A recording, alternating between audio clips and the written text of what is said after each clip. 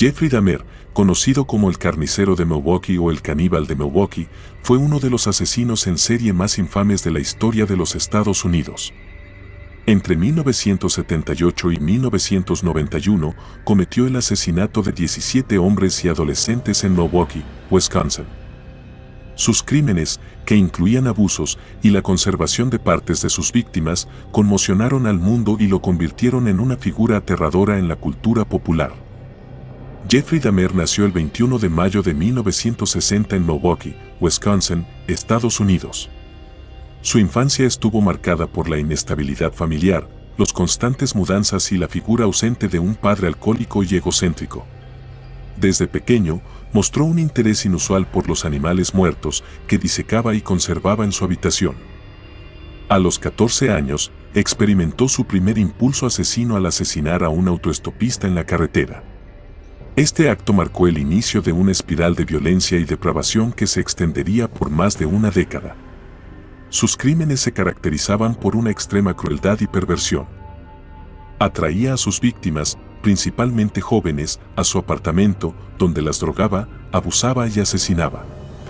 A medida que sus fantasías homicidas se intensificaron, sobre todo a principios de los 80, Dahmer solía ir a bares y clubes gays en Milwaukee para encontrar víctimas.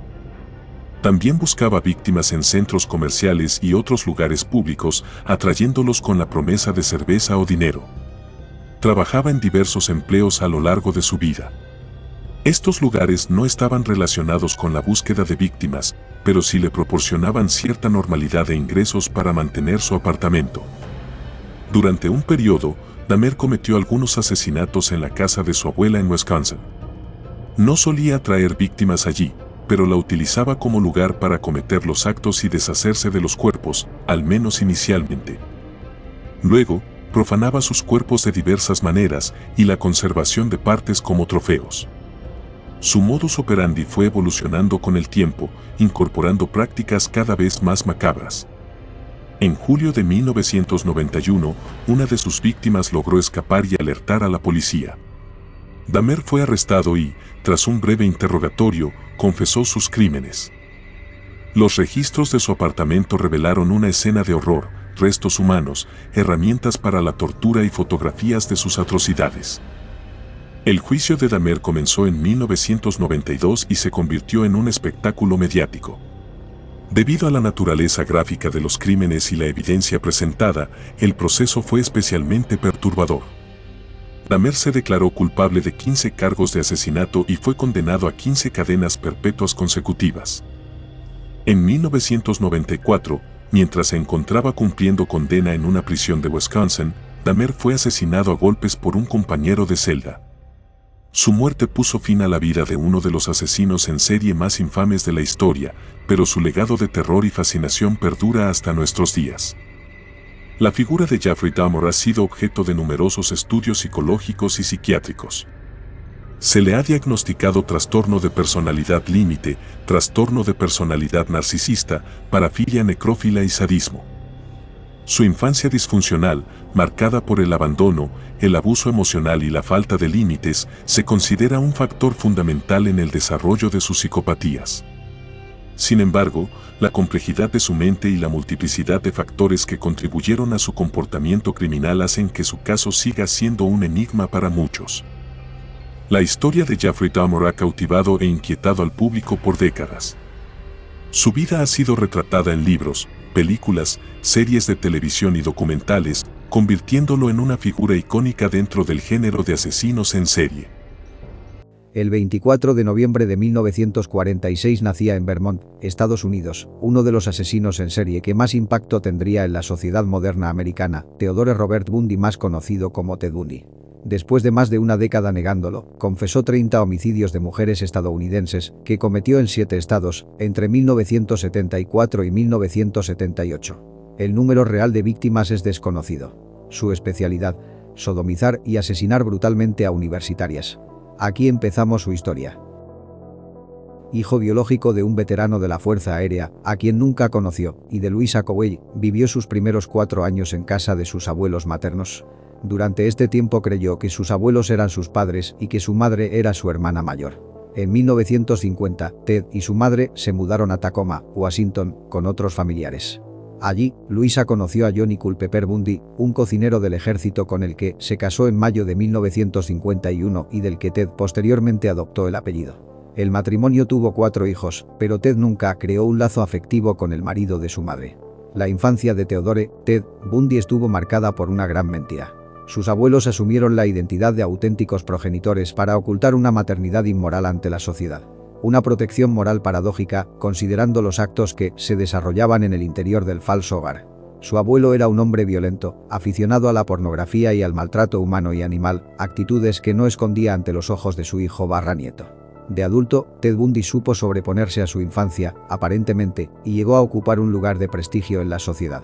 Cursó psicología y derecho e incluso fue aspirante a gobernador del estado. También fue condecorado por la policía tras salvar a un niño de morir ahogado y realizó varias actividades comunitarias, entre otras bondades.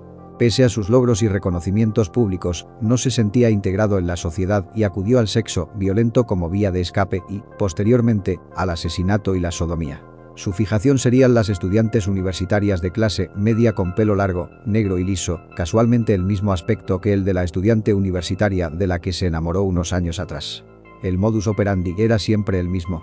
Actuaba en campus universitarios o cerca de supermercados a plena luz del día, seleccionaba a una joven al azar y le solicitaba ayuda para entrar en su coche al estar impedido de un brazo enyesado. Habiéndose acercado a la víctima, la golpeaba con una barra y la introducía en el coche para llevarla a algún lugar donde sodomizarla con retorcidas vejaciones. Cumplido su cruento ritual, la asesinaba y realizaba prácticas necrofílicas. Con esta táctica secuestró, violó y asesinó de forma violenta a un gran número de estudiantes de varias universidades de los estados de Oregón, Utah, Colorado y Florida y a varias niñas entre 1974 hasta 1978. El número de asesinatos es impreciso y aunque él confesó haber asesinado a 28 mujeres solo se encontraron y constataron 14 cuerpos. La espiral de desenfreno de Bundy hizo mella en su figura como ciudadano y fue detenido en varias ocasiones debido a su mala conducción. Gracias a eso, la policía encontró en su coche material que le señalaría como el presunto asesino que llevaban tiempo buscando. Aunque Bundy fue arrestado y encarcelado a la espera de juicio, llegó a escaparse en 2 ocasiones de la cárcel para continuar con su carrera criminal. La compulsión, la urgencia por matar y la falta de temor por ser atrapado le impedían detenerse y agudizaban su sadismo. Lejos de mostrar un perfil de psicópata reactivo, que mata solo cuando se siente presionado mentalmente, Bundy era un adicto. Necesitaba su dosis de secuestro, abusos y muerte. Antes de comenzar a asesinar, perpetró una serie de hurtos en casas y comercios. El 4 de enero de 1974, entró en el cuarto de la universitaria Honey Lenz, de 18 años, la golpeó con una palanca metálica. Al día siguiente, la chica fue hallada malherida y sobrevivió con un daño cerebral permanente. Bundy tenía 27 años. En la noche del 31 de enero de 1974, atacó a la estudiante de psicología de la Universidad de Washington Linda Anne Alley de 21 años. Bundy entró en su dormitorio, la dejó inconsciente con un golpe y la sacó de la escuela. Nadie notó la ausencia de la joven hasta el día siguiente. La policía no estableció ninguna conexión entre las 2 agresiones y tampoco se hicieron mayores pruebas ni estudios de la escena del crimen. Los restos de Linda Ann fueron descubiertos un año después en una montaña cercana. Durante el invierno y verano de 1974, desaparecieron varias universitarias y madres jóvenes. Se calcula que fueron 8 víctimas a las que atacó de noche, hasta que comenzó a hacerlo de día. La policía había iniciado una investigación y contaba con descripciones acerca de un hombre que solicitaba ayuda a chicas que jamás volvían a ser vistas.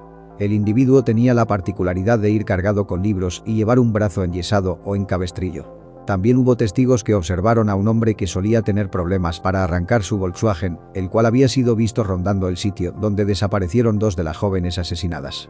El 9 de febrero de 1974, Carol Valenzuela, de 20 años, desapareció de Vancouver, Canadá. Su cadáver no fue descubierto hasta el mes de octubre junto a otro cuerpo sin identificar. El 12 de marzo de 1974, Donna Manson, de 19 años, fue vista por última vez mientras iba a un concierto de jazz en el campus de la universidad en la que estudiaba. El 17 de abril de ese mismo año, Susan Rancourt, de 18 años, caminaba por los jardines del Central Washington cuando desapareció. El 7 de mayo de 1974 desapareció Roberta Parks, de 20 años, quien había quedado con unas amigas para tomar café. Nunca llegó. Parks se encontró con un hombre aparentemente lesionado que le pidió ayuda para subir unas cosas a su auto. Jamás fue vista de nuevo. El 1 de junio de 1974, Brenda Valle, de 22 años, salió de la taberna Flame en Burien, Washington, después de comentar a sus amigos que iba a buscar a alguien que la llevara a Sun City, California. La última vez que la vieron, estaba hablando con un hombre con el brazo en un cabestrillo. 19 días más tarde, se descubrió que Valle nunca llegó a su destino. En la madrugada del 11 de junio de 1974, George Hawkins, de 18 años, perteneciente a la fraternidad Kappa Alpha, desapareció después de despedirse de su novio e ir a buscar unos libros para un examen de español. Su compañera de habitación y la encargada del dormitorio reportaron su desaparición a la mañana siguiente. El 14 de julio del mismo año, la universitaria Janisot dejó una nota a su compañera de habitación avisándole que se iba en bicicleta al parque del lago Samamis. Ahí se le vio conversar con un hombre que tenía el brazo enyesado y le pedía ayuda para cargar libros en su auto. El mismo día secuestró a Denise Naslund, la cual pasaba el día con su novio y amigos. Los restos esqueléticos fueron encontrados cerca de una vía de servicio en Issaquah, a 27 kilómetros al este de Seattle y a poca distancia del lago Samamis. Bundy despistaba a la policía porque sabía cómo alterar su aspecto físico. Se cambiaba el peinado, se dejaba crecer barba y bigote o se los afeitaba. También cambió de residencia y se mudó a Midvale, donde el 30 de agosto de 1974 se matriculó como estudiante en la Facultad de Derecho en la Universidad de Utah. El 2 de octubre de 1974 asesinó a Nancy Wilcox, de 16 años, cuando se acercaba a una tienda de su barrio. Su cuerpo nunca fue hallado. El 11 de octubre de 1974 Rhonda Stapley, estudiante de farmacia de 21 años, esperaba el autobús que le llevara a la facultad cuando Ted Bundy se ofreció en su Volkswagen a acercarla allí. Con la excusa de ir al zoológico, estacionó el vehículo en un lugar apartado y abusó de la chica durante horas a la vez que la estrangulaba y aflojaba la presión para que siguiera con vida. En un momento en que Ted regresó al vehículo, consiguió escapar y llegar a la facultad, pero en vez de denunciarlo, lo ocultó durante 40 años por miedo a ser rechazada. El 18 de octubre de 1974 secuestró a Melissa Smith, la hija del sheriff local. La secuestró mientras ella iba a pasar la noche en casa de una amiga. Su cadáver fue encontrado 9 días después en Summit Park, después de torturarla y abusar de ella durante 5 días. El 30 de octubre de ese año, desapareció Laura Aime, de 17 años, cuando volvía de una fiesta de Halloween. Su cadáver fue encontrado en los montes Wasatch, mostrando signos de haber sido golpeada en la cabeza con una cuña de metal y también luego abuso de ella. Sin embargo, parecía que Bundy conocía a la muchacha debido a que hubo muchos testigos amigos que le contaron a la policía que estuvo acosándola y apareciéndose en lugares que la muchacha conocía y frecuentaba. La policía inició una investigación y descubrió similitudes en el modus operandi con algunos asesinatos ocurridos en Washington. Entre ambas comisarías elaboraron un retrato robot del posible aspecto que tendría el asesino. El Volkswagen que solía utilizar Bundy para secuestrar a sus víctimas. El 8 de noviembre de 1974, Bundy se acercó a Carol Daronch en el Fashion Place, Utah. Haciéndose pasar por un oficial de policía, le informó que habían intentado robar su coche.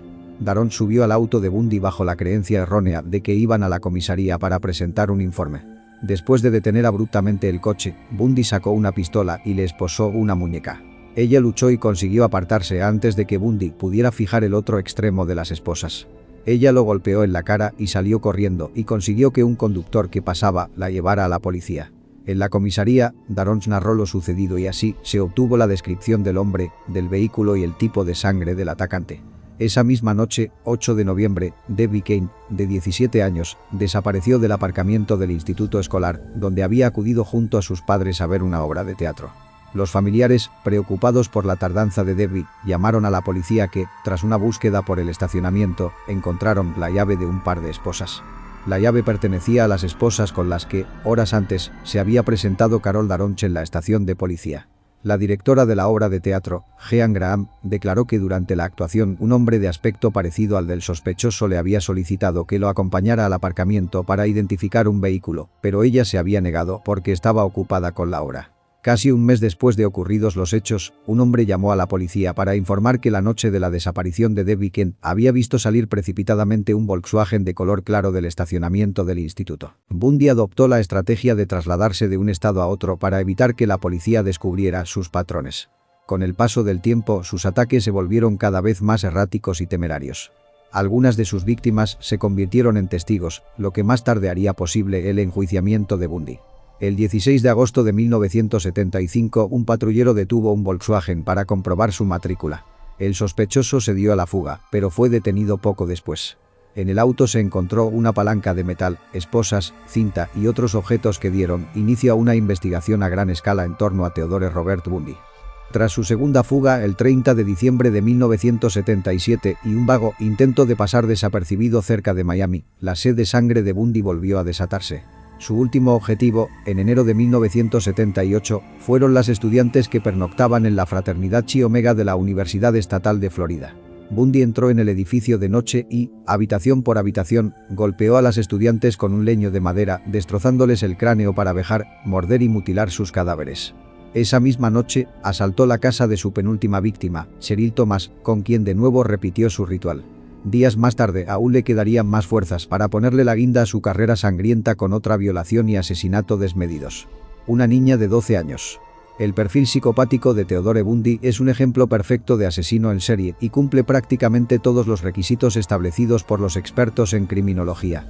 Infancia traumática, llena de mentiras, el abandono de su madre y abusos de su abuelo.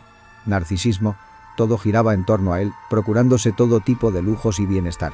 Megalomanía, llegando incluso al robo para conseguir ascender de estatus. Su carisma, el encanto personal, su don de gentes y la facilidad de palabra le hacían integrarse perfectamente en la sociedad, pese a sentirse fuera de ella. Atraía a sus víctimas con engaño, unas veces fingía estar desvalido y otras se disfrazaba de agente de la ley. Obtenía el placer sabiéndose dueño de la vida y la muerte y sus crímenes tenían una alta carga necrofílica. La reincidencia y el sufrimiento que causaba son una muestra de incapacidad de ponerse en el lugar del otro. Su fijación por un determinado tipo de víctima marcó todos sus crímenes.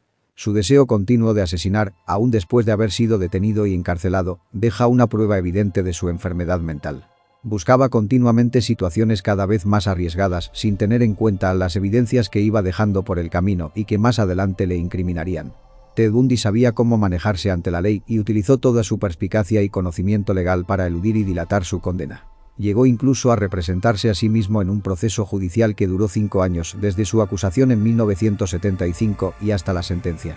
En 1980 fue condenado a la silla eléctrica gracias a la prueba concluyente del odontólogo forense que identificó la morfología de su dentadura en una de las víctimas. Ted Bundy fue ejecutado 9 años más tarde, dejando tras de sí una lista de 28 víctimas y un pasado negro en la historia de América. John Gacy, conocido también como Pogo, el payaso o el payaso asesino, fue un asesino en serie estadounidense que abusó y mató a 33 hombres jóvenes entre 1972 y 1978. De sus víctimas, 26 fueron enterradas en el semisótano de su propia casa, 3 en diferentes lugares de la casa y otras 4 fueron lanzadas a un río cercano. Se le llamó el payaso asesino porque hacía servicios sociales en desfiles y fiestas para niños vestido de payaso, donde se hacía llamar Pogo el payaso, personaje que creó él mismo. Aquí empezamos su historia. Fue el único varón y el segundo de 3 hijos. Nació el 17 de marzo de 1942. Sus padres fueron John Stanley Heike y Marion Elaine. Era de ascendencia polaca y danesa. En su infancia sufrió de obesidad. Estaba muy unido a sus 2 hermanas y a su madre, quien cariñosamente le llamaba Johnny, pero era castigado frecuentemente por su padre, un alcohólico que abusaba físicamente de la familia y solía castigarle pegándole con un cinturón de cuero. Además, abusaba físicamente de su madre. Esto le provocó a John un serio problema, ya que después de un tiempo, al entrar en la etapa de la adolescencia, tuvo problemas en la intimidad. Tanto en su infancia como en la adolescencia se esforzaba por hacer que su padre se sintiera orgulloso de él, pero fueron pocas las veces que ganaba su aceptación. Su padre lo denigraba, llamándole a menudo marica, estúpido y niño de mamá. A los 9 años de edad, un amigo de la familia abusó de él. Cuando tenía 11 años se golpeó en la frente con un columpio y como consecuencia se le formó un coágulo de sangre en el cerebro que pasó desapercibido hasta la edad de 16 años, cuando comenzó a sufrir desmayos. Su padre pensó que esos episodios eran un esfuerzo para dar lástima y le acusó de estar fingiendo. Se le recetaron medicamentos para disolver el coágulo. Asistió a 4 colegios diferentes, pero acabó abandonando cada uno de ellos y nunca se graduó. A la edad de 20 años, siguiendo el consejo de su padre, dejó su casa y se mudó a Las Vegas, Nevada, donde trabajó en una funeraria durante 3 meses antes de volver a Chicago, donde se inscribió y se graduó. Allí sintió la necesidad de compartir lecho con un cadáver de la funeraria, muerto en un accidente. Tras este acto, regresó al domicilio de sus padres. Obtuvo un puesto directivo mientras era aprendiz en la compañía de zapatos Numbus poco después de su graduación. En 1964 se mudó a Springfield, Illinois, para trabajar como vendedor. Allí conoció a su compañera Marlene Myers y se casaron en septiembre de 1964. Después de terminar su periodo de aprendiz, ascendió a encargado del departamento. Fue muy activo en organizaciones de Springfield, se unió a la organización High Seas y ascendió a vicepresidente en 1965. Gracias a su estatus social, John pudo acceder a menores, hijos de otros socios, a los que convencía para mantener relaciones. La primera víctima fue Donald Burris, de 15 años, al que engañó diciendo que le pondría una película X nada más llegar a su domicilio. Casey emborrachó a Donald, puso la cinta pica y le presionó para tener relaciones. El adolescente lo hizo, pero se lo contó a sus padres y terminaron denunciándolo ante las autoridades por abuso a menor. Tras ser detenido y llevado ante un tribunal, John alegó que era víctima de acusaciones falsas y de una estratagema para desprestigiarle políticamente. Lo cual su primer matrimonio terminó después de ser detenido el 10 de mayo de 1968 y declarado culpable por abuso a menores. Fue sentenciado a 10 años de prisión por este crimen, pero después de 18 meses recluido en la penitenciaría estatal de Anamosa. Salió en libertad condicional el 18 de junio de 1970 debido a su buen comportamiento. Después de abandonar la cárcel, se mudó nuevamente a Illinois, donde ocultó su registro criminal con éxito, hasta que la policía comenzó a investigarlo por los asesinatos posteriores. Nunca más, desde que fue sentenciado en 1968, pudo volver a ver a su primera mujer ni a su hija biológica. Tampoco pudo ver a su padre, pues murió en 1969 de cirrosis hepática y no obtuvo permiso carcelario para asistir al funeral. En 1971, compró una casa en un sector anónimo de Norwood Park. Allí estableció su propio negocio dedicado a la construcción, PDM Contracting. La casa en la que residía fue demolida el 3 de mayo de 1979 y en 1982 se construyó otra en su lugar. Se casó por segunda vez con Carol Hoff, una mujer divorciada que conoció en la secundaria, amiga de una de sus hermanas. Carol, junto a sus 2 hijas, se mudaron con él. Su segundo matrimonio terminó cuando Carol Hoff se divorció de él en marzo de 1976. Esto le permitió usar su casa a todas horas para matar a jóvenes, libre de miradas. En los siguientes 12 meses, mató a 14 personas más. Se convirtió en un importante y respetado miembro de la comunidad. Además de su show como payaso, se hizo partícipe activo del Partido Demócrata como voluntario para limpiar las oficinas del partido. Finalmente se convirtió en vocal de mesa. En este puesto fue capaz de conocer e incluso ser fotografiado con la entonces primera dama Rosalind Carter. De hecho, Carter autografió la fotografía. Para John Casey. Los mejores deseos. Durante la búsqueda en la casa de Casey, después de ser arrestado, esta foto causó una vergüenza mayor al Servicio Secreto de los Estados Unidos, ya que en ella aparecía John con una chapa en su solapa que mostraba una letra S, lo que significaba que el Servicio Secreto le había otorgado la autorización para acceder a información clasificada. En julio de 1971 conoció a un joven, Michael Reed, que fue contratado por Casey para su empresa de reformas a cambio de alojamiento y tener relaciones. Casey le golpeó con un martillo en la cabeza y el chico pudo escapar al día siguiente.